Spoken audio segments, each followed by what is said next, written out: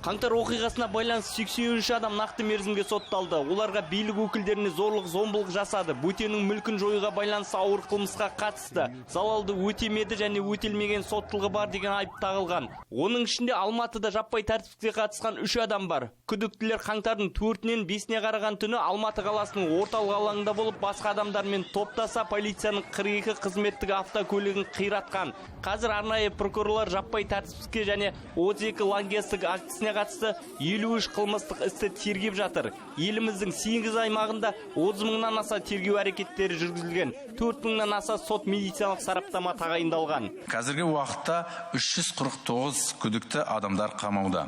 Олардың қиратуларға, ғимараттарды өртеуде, қаруларды жымқыруда, мемлекеттік объектілерге және құқық қорғау органдары қызметкерлеріне қарулы шабуыл жасауда белсенді түрде қатысқаны анықталды. Әрбір қамауға алынған адам бойынша олардың қылмыстарға қатыстылығы туралы жеткілікті мәліметтер бар.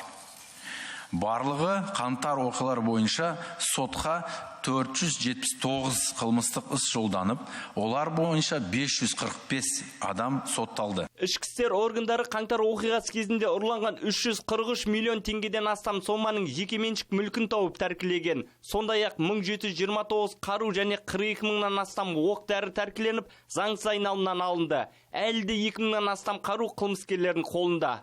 Өткен 2 апта ішінде ғана 40-тан астам қару тәркіленді және олардың жасырын сақтайтын 125 орын немесе схрон жойылды.